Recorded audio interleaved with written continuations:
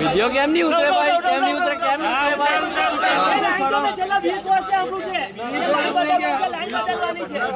રાનેર ગામમાં આવો ગાડી ભાઈ એને હાથ લગાવો, એને હાથ લગાવો, વિડિયો બનાવો ભાઈ. તમે સાઈડ આ એરિયા ભૂલી જજો હવે.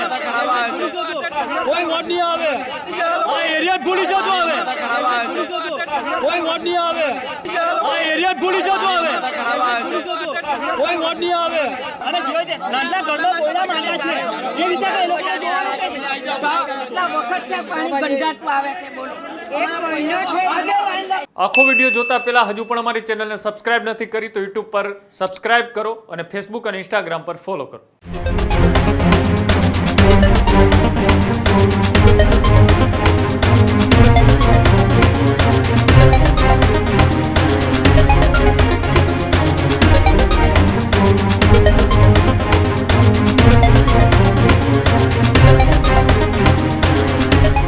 કોઈ વિરોધ નહોતો, આ કોઈ ધાક ધમકી નહોતી, આ તો બસ 20 વર્ષનો પ્રજાનો એક બળાપો હતો.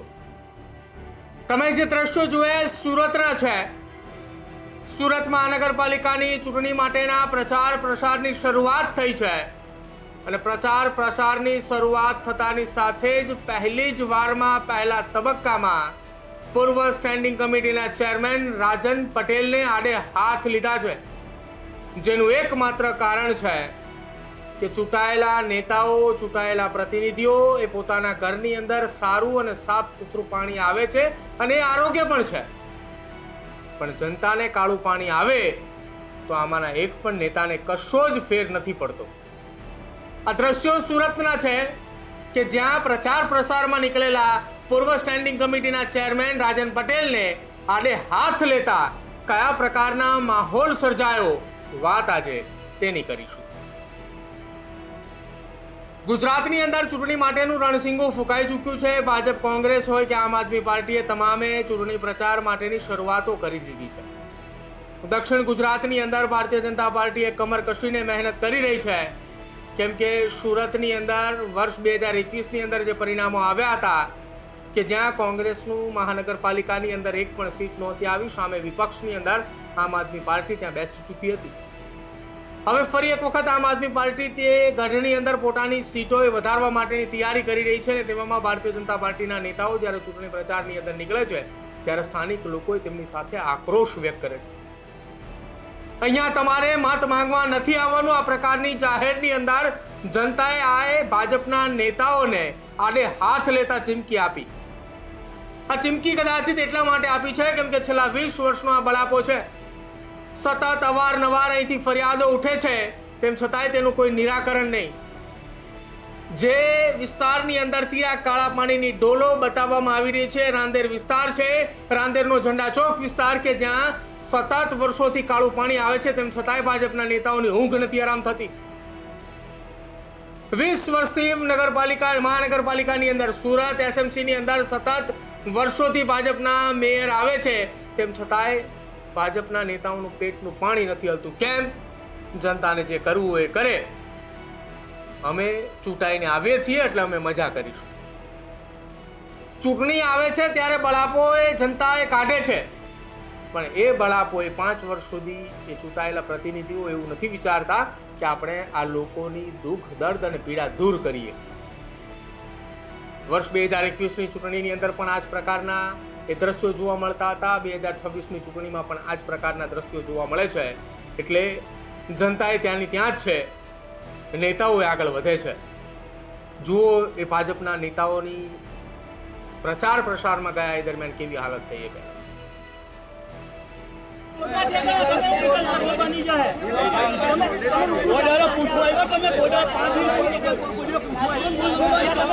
વિડિયો કેમ નહીં ઉતરે ભાઈ? કેમ નહીં ઉતરે? કેમ નહીં ઉતરે ભાઈ?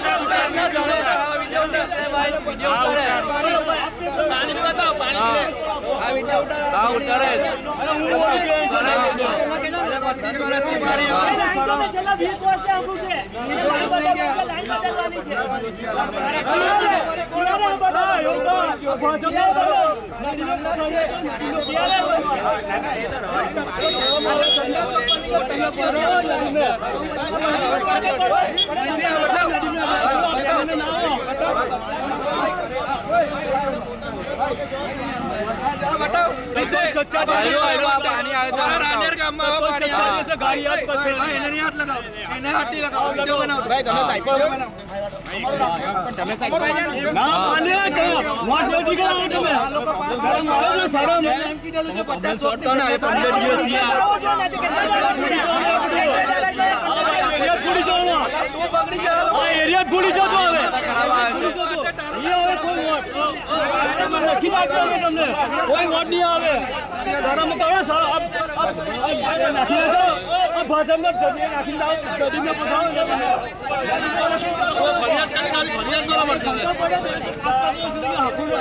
खाली फरियाद ભાઈ ફરિયાદ કેટલા દિવસથી કરીએ છીએ અમે बताओ भाई मेरी बताओ लाला का मेरी बताओ लाला फरियाद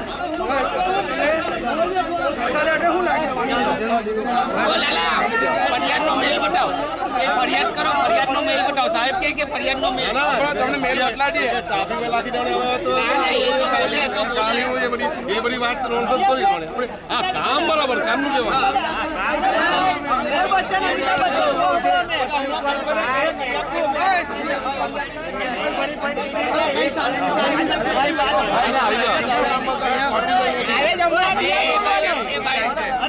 નાના ઘરમાં બોયલા માર્યા છે એ રીતે કઈ લોકો પાણી કેટલા દાડા કેટલા વખત પાણી ગંધાતું આવે છે બોલો એક મહિનો છે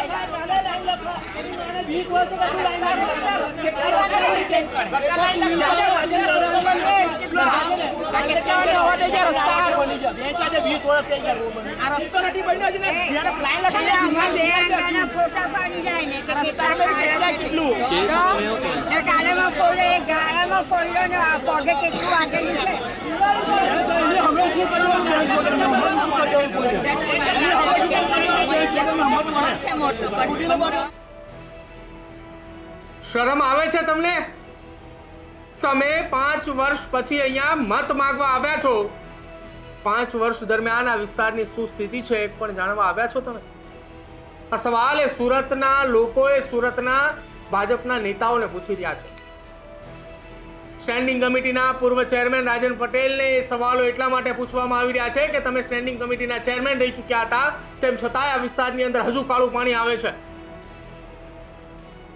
આ સ્થાનિક સ્વરાજ્યની ચૂંટણી છે કે જ્યાં લોકોની પ્રાથમિક સુવિધાઓ, રોડ, રસ્તા, ગટર અને પાણીની પ્રાથમિક સુવિધાઓની આ ચૂંટણી છે.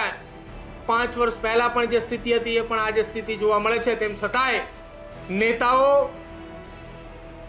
એ માત્ર ને માત્ર નિંભર અને નકટા બનીને ફરી એક વખત મત માંગવા જાય છે. કેમ કે અમે તો જાડી ચામડીના નેતાઓ છીએ, અમે ગમે એટલી વાર મત માંગવા આવીએ તમે અમને ગમે તે કહો, અમને કશો જ ફેર નથી પડવાનો. એવી સ્થિતિ સુરતની અંદર જોવા મળી રહી છે. હવે ખેર આ પરિસ્થિતિમાંથી સુરતની જનતા ક્યારે બહાર નીકળશે એ આવનારા સમયમાં ખ્યાલ આવશે. પરંતુ જો સુરતની અંદર આ જ પ્રકારની સ્થિતિ રહી તો ભાજપ માટે ખૂબ કાઠું કામકાજ સુરતની અંદર ચૂંટણી દરમિયાન પ્રચાર પ્રસાર તો ઠીક છે, પરંતુ મત લેવા પણ અઘરું બનશે.